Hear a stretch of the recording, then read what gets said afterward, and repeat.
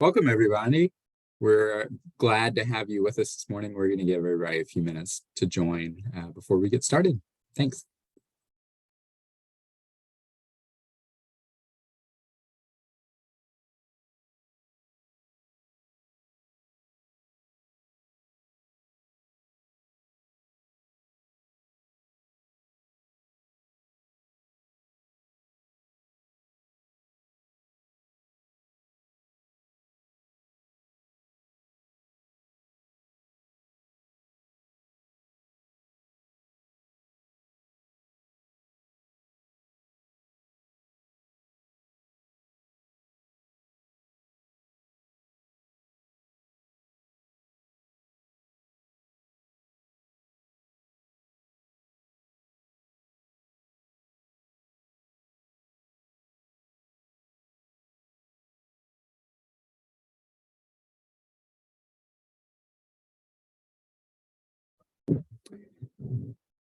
Welcome, everyone.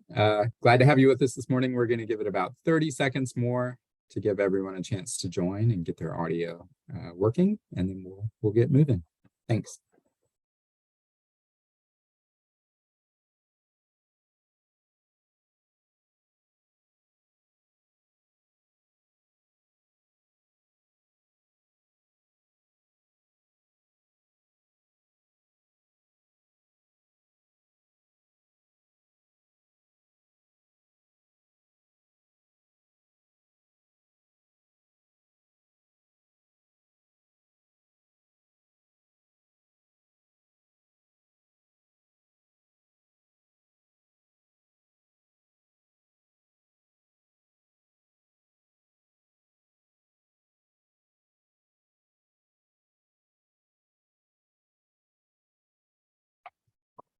All right.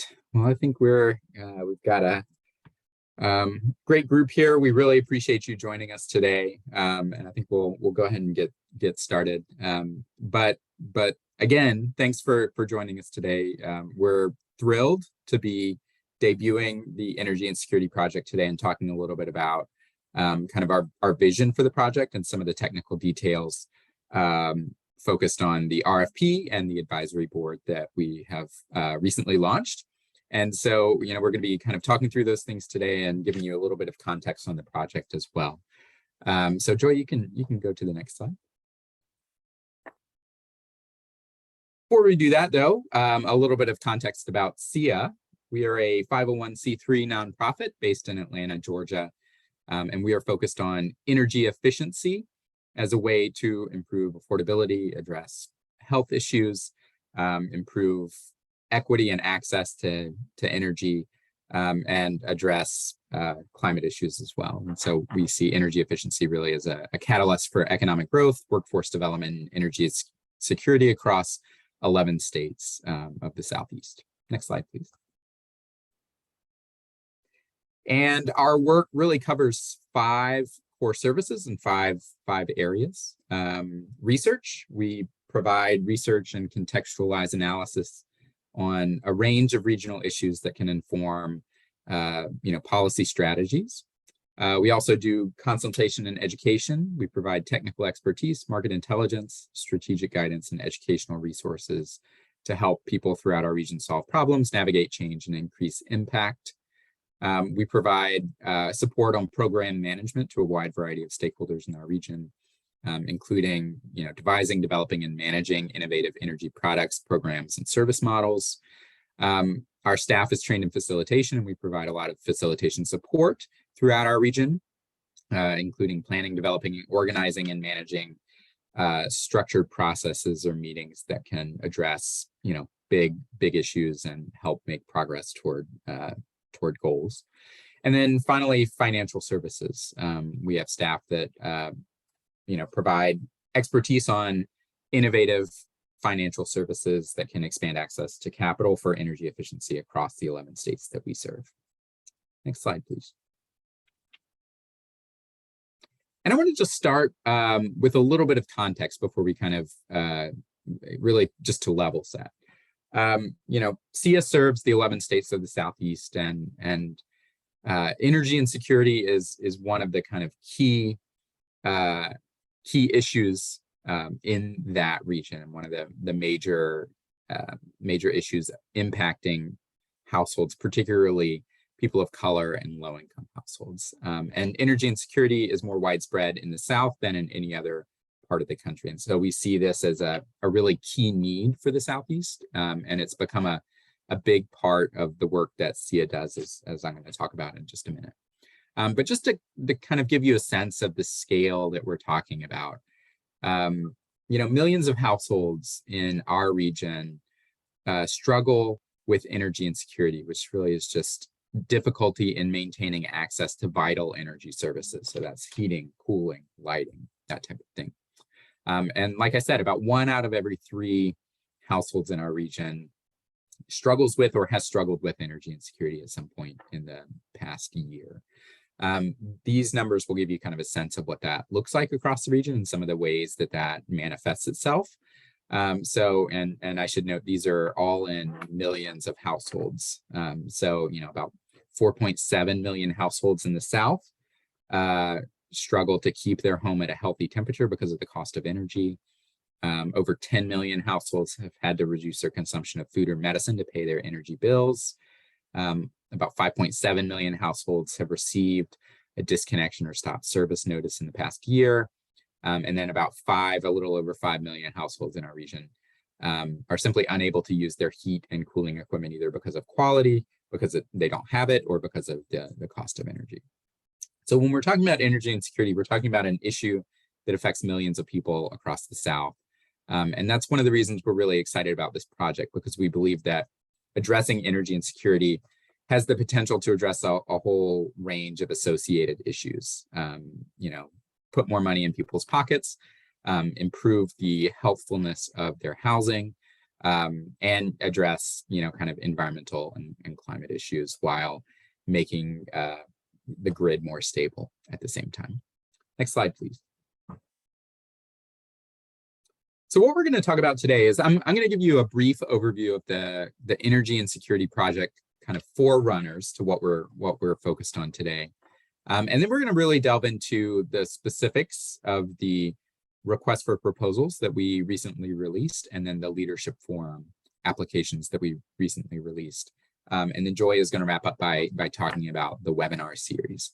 We've reserved some time at the end for Q&A, so if you have any questions, please drop those in the chat and we'll be sure to address them at the end. Thank you. Next slide, please, Joy.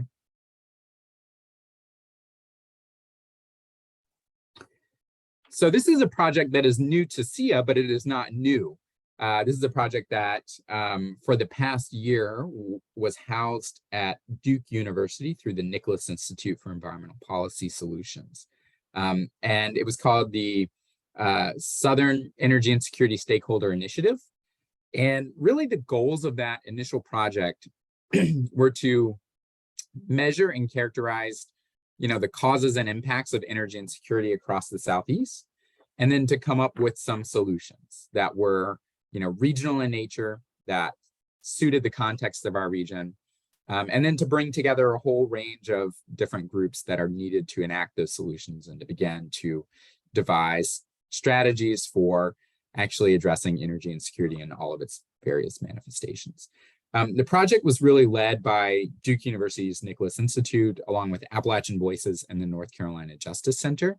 And you can see the territory that project covered. And there were a range of stakeholder groups from all throughout that region involved in the project. Next slide, please. The timelines for phase 1 and phase 2, these were the phases, of the project that played out under Duke's Nicholas Institute. The project really kicked off in January of 2021. And, it was focused on research and data analysis to understand the gaps, to understand the needs, and to understand, kind of what does energy insecurity look like across the diversity of the South. The project officially launched in May of 2021 with a broad stakeholder initiative that was really intended to identify challenges and solutions, to figure out, where people were working on these issues across our region, and to build a dedicated community of stakeholders focused on reducing energy insecurity across our region. From June to November of 2021, that broad stakeholder group split into 6 working groups that met regularly. And these working groups developed a series of draft recommendations for ways to address energy insecurity in the Southeast, ultimately about 20, 24, 25 recommendations. And then finally, the Nicholas phase of this project wrapped up in December of 2021, when the stakeholders involved met to review, clarify, and refine the final recommendations, and then to sort of set those in stone. And the result of that was a report that's available on SEIA's website, and we'll give you a link to that later in the webinar, that lays out all of the recommendations, that kind of describes the process that happened, and really lays out a pathway for beginning to address energy insecurity across the 11 states of the Southeast. Next slide, please. And like I said, this was a broad stakeholder collaborative. The organizers of this at Duke University recognized, I think much like SEIA recognizes, that addressing energy insecurity is not just an energy issue. It touches a whole host of things, including housing, including health, including green space. All of that is a part of energy insecurity and impacts people's exposure to energy insecurity. And so the result is that it requires a really broad stakeholder set to effectively address it. And so really the Duke initiative was designed to build a broad collaborative that spanned multiple sectors and that spanned the region as well, and began to kind of start conversations about how do we address the issues that we see. And so here you can see, we had a range of participants, including utilities, both investor-owned utilities and cooperatives. We had local, state, and federal agencies, financial institutions who, provided expertise on how do we increase access to capital for people who are energy insecure. And then we had a host of non-governmental organizations and consumer advocacy groups as well. Next slide, please.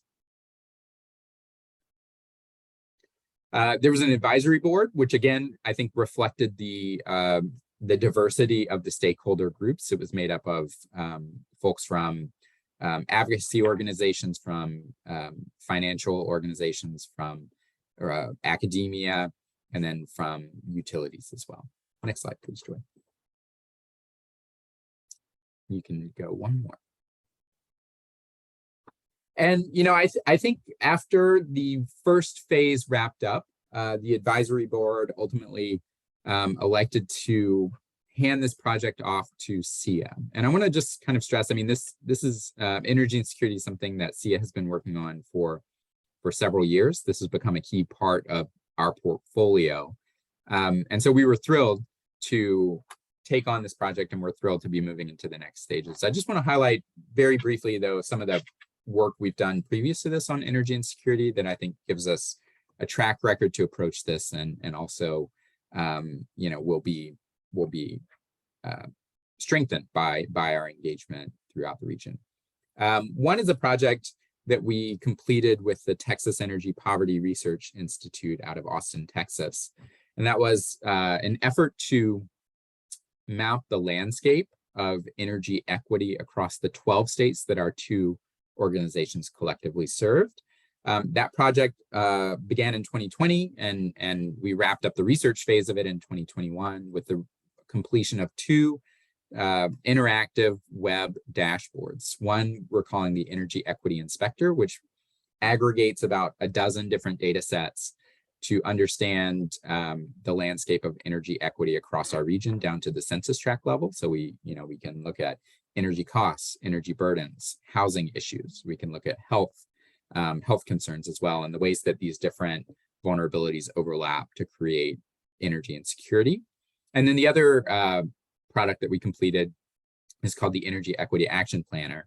And this is a stakeholder engagement guide and framework, really targeted at helping us understand, who the different stakeholders are that need to be engaged when we're addressing energy insecurity in various forms.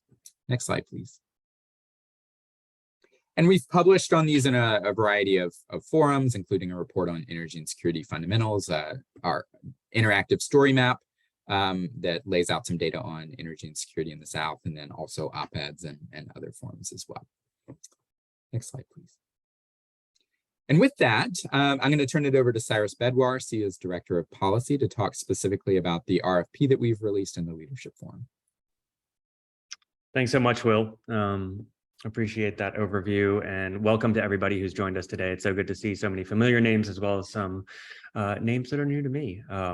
So welcome to you all. As Will mentioned, SEIA was really honored that the advisory committee for the stakeholder initiative invited SEIA to continue the great work that Nicholas had started. To no one's surprise, there was immediate interest among both our funders and the advisory committee to move into action. The stakeholders had done yeoman's work in developing the final report with its 24 recommendations. And the obvious question was what's next?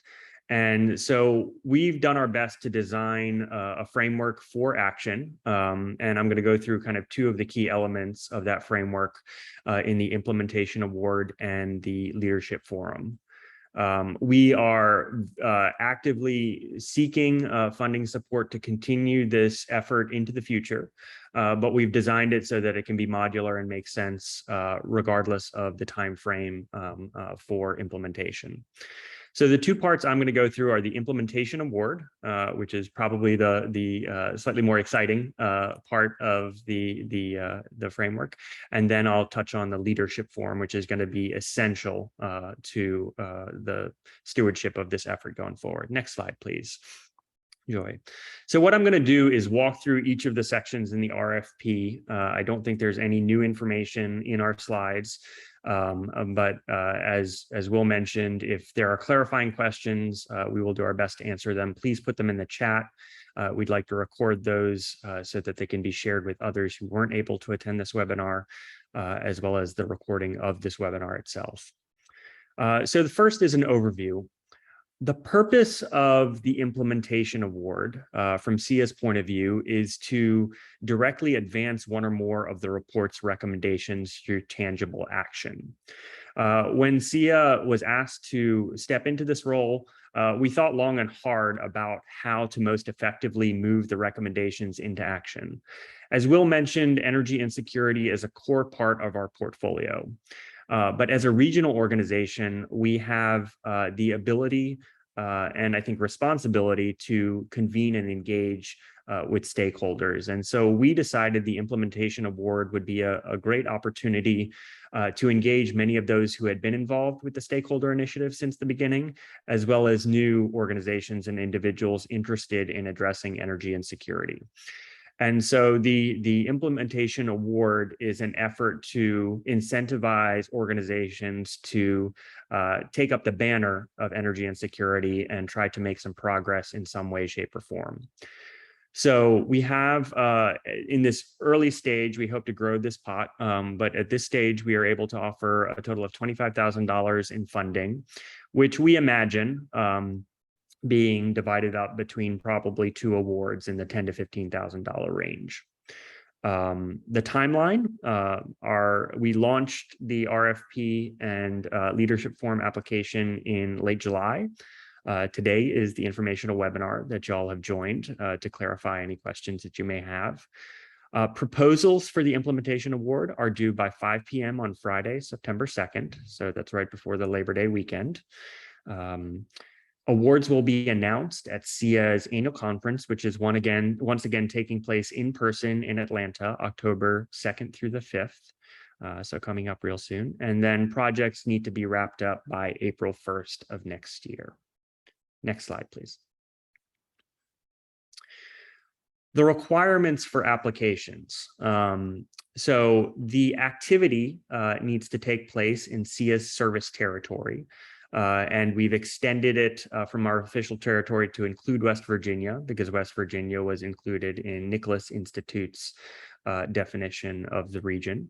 So there are 12 states. So the activity somehow needs to occur or impact this geography. As mentioned, the activity needs to be completed by April 1st of next year. Selected awardees will participate in at least 3 project update calls, one to kick off the project, orient everybody, get everybody aligned, one midpoint check-in, and one final wrap-up. And then we're also asking for a publicly available summary of project activities and outcomes that can be shared with others at the conclusion of the project work. We've included a little administrative information that we're repeating here in the slides. So we'll share rights to the data and materials that arise from these awards. And of course, awardees will need to provide proof of insurance. Next slide, please. So again, the intent is to advance one or more of the 24 recommendations in the final report. And we're leaving a lot of discretion to applicants in how that's presented. And I'll talk a little bit about how it'll be evaluated in a minute.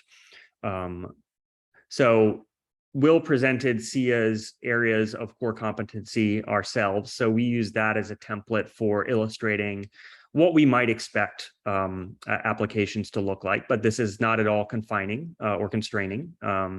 Applicants should feel free to use their imagination and creativity and ingenuity to advance the energy and security recommendations in any way that they see fit. And that's our purpose in extending this to the region, is to harness those new and different ideas.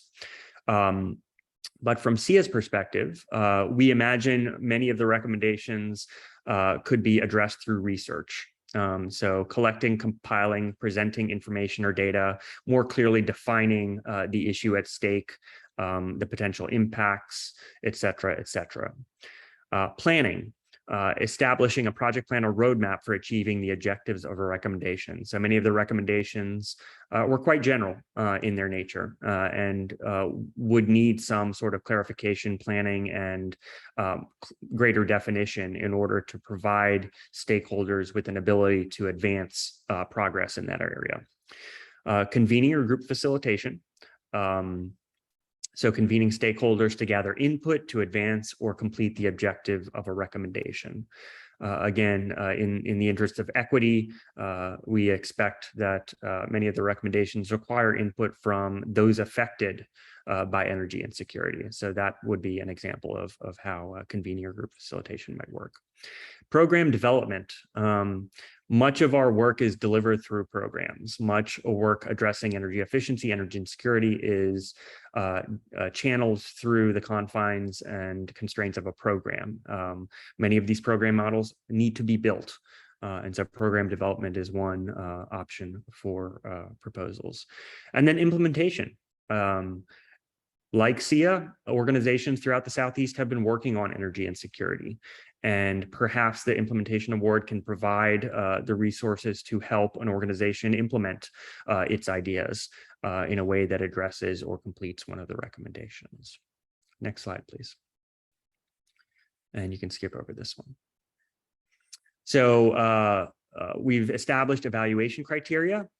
So we've got 4 categories that will be used to evaluate proposals that are received by Friday, September 2nd. So first is design, and that basically is intended to ensure that it is clear what the proposal is trying to address. So the judging panel will look for which recommendation or recommendations that the project will address, what activities will be performed to advance the recommendation, what the expected outcome of the work will be, how the project will be managed and by whom, which project partners and what roles will they play, and a timeline for completion with clear and attainable benchmarks. So we're looking for clarity in the definition through the conclusion of the work, and that will be about a third of the points awarded. We recognize that the recommendations in the report span timelines. So some might be considered short-term recommendations that when implemented can be very quick to see results. Others are much longer term. So we're trying to embrace both elements of that in the judging of these projects. So immediate impact, the project is persuasive that the proposed activities are the most impactful approach to addressing the chosen final report recommendation. So for example, if two proposals come in and they're both addressing the same recommendation, one may be scored higher if it is if it persuades the judging panel that it is the most impactful way to address that final report recommendation. But then we recognize energy insecurity is not going to be solved overnight. So we want to identify how the project will generate momentum to advance the final report recommendation beyond the term of the award funding, or how its outcomes can be built on to support long-term impact after the project end date. And we fully recognize that the funding we are awarding is on the lower side. We are not under any illusions. We wanted to make progress in the way that we could at this point. And like I said, we're hoping to build that award fund in future years. And then, of course, we're talking about energy insecurity. So it is likely equity and inclusiveness will be baked in, but we want to make sure that's made clear and intentional in the project proposals. And so we're asking for details about how the project will directly involve underrepresented or at-risk communities or organizations. And we list a couple of examples of what we consider in that category. So in total, we'll be scoring the received proposals against these criterion and making decisions accordingly. Next slide, please. So how do you apply? We've again created some flexibility in the application. So we've included a proposal template found at the end of the RFP. This is not to be strictly interpreted, but provides us with the information that we will need and the judging panel will need in order to make effective decisions. So we're asking for how much are you requesting at the outset, and then addressing each of the 4 scoring criterion in turn. The page limits are suggestions. Nobody is going to be penalized for going a little over 3 pages, but we're trying to establish the parameters for the proposal. We don't want a 10-page proposal, please. But once you develop that, you can email the final product to the email address here, rfp@seaalliance.org, and we'll receive and acknowledge that once we get it. Next slide, please. So that's the implementation award. That's where we try to move the final report's recommendations into action. Next, I'm going to talk about the leadership forum, which will be instrumental in the unfolding of the implementation award. So next slide, please. So we've maybe taken one of the report recommendations off the table. The final report recommendation number 1 was to develop a regional coordinating committee to facilitate cross-sector collaboration among stakeholders working to address energy insecurity. And through discussions both with the Nicholas Institute, the advisory committee, as well as our funders, it was clear we needed to establish that at the outset of SEIA's assumption of the project. And so the leadership forum is the implementation of that recommendation. We recognize it can and should evolve from where we're starting it, but we did want to get it started and solicit applicants to serve on this leadership forum. We're expecting the body to be between 5 and 7 members. We will serve as facilitators, so we will not serve directly on the leadership forum at SEIA, but we will provide the administrative and other support needed to run a successful leadership forum. Next slide, please. So the leadership forum in its initial incarnation is intended to undertake 2 sets of activities. So the first, they will be the judges for the Energy Insecurity Implementation Award. And so once SEIA receives the proposals, we'll do some initial vetting and ensure that the proposals comply with the requirements. And then we're going to turn them over to the leadership forum to evaluate in accordance with the criterion that we have established. We'll start that process virtually and then conclude it in person at the SEIA Southeast Energy Summit, where we will make the award announcements. We estimate that will take between 8 and 12 hours, mostly over the course of a month. And then the second part, which Joy is going to speak to a little bit more after I conclude, is to support our energy insecurity webinar series. And so the implementation award is, we are very excited about the proposals we will receive. We also understand that that's going to impact a very small number of the total stakeholders that may be interested in participating in the Energy and Security Project. So we wanted to create a broader forum, which will be the webinar series. As I mentioned, I'm not going to steal any of Joy's thunder, but the leadership forum's role in that is to participate in planning calls or emails to help select topics and nominate speakers. And if they are so inclined and have the appropriate expertise or perspective, participate in the webinars themselves. We expect that this webinar series will run about monthly through April, but we all know how monthly calendars change, especially around the holidays and so forth. So, but that's the general intent of the webinar series and the leadership forum's involvement there. Next slide, please. We recognize that your time is valuable. If you choose to serve on the leadership forum, we are prepared to offer you a $500 stipend for your time and contributions. We also note that if you are a member of the leadership forum, you will not be eligible to review any award applications submitted by your organization. So to be clear, it does not prohibit your organization from submitting a proposal for the implementation award. You will simply not see or grade that proposal to prevent any conflicts of interest. And then we have an online application for the leadership forum. Thank you for the applications we've already received. I've spoken to several of you who had expressed interest in this. If you have any trouble with the online application, please don't hesitate to reach out to Will, me, or Joy, and we will solve those problems, but that'll make it efficient for us to process and review the applications. I think that brings me to the end of my slides, and so I'm going to turn it over to Joy to talk about the webinar series. Thanks so much, Cyrus. As previously alluded to, there is an upcoming webinar series that we anticipate will begin starting in late August. That's where we will profile the recommendations mentioned in the Duke University Stakeholder Recommendations Initiative. If you have any questions, or if you or anyone you know would like to be further involved in the initiative webinar process, please reach out to me at the email noted here, and I would love to further contact you and discuss ideas. Thanks so much. And now, if we may bring this to a close with any questions and any answers that we may be able to provide. Thanks so much, Joy. So as previously mentioned, if you could put your questions in the chat, we'd be happy to take those in. All right, let's see one coming in.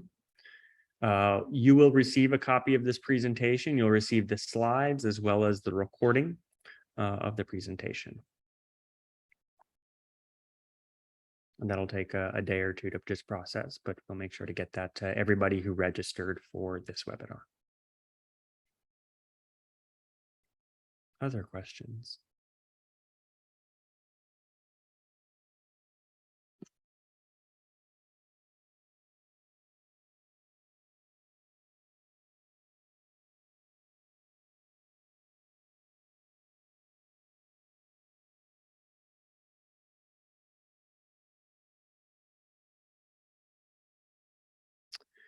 Well, it sounds like we answered everybody's questions, at least at this point. If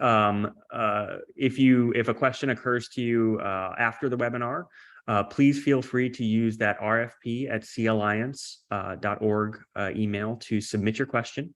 We will make sure to answer that, and if appropriate, post a public version of the question and the answer so that others may benefit from it. But if there are no, oh, did we have another one come in? The term length for the leadership forum. Yes, absolutely, Mila. We expect the leadership forum in this initial form to go through, I believe, May of 2023.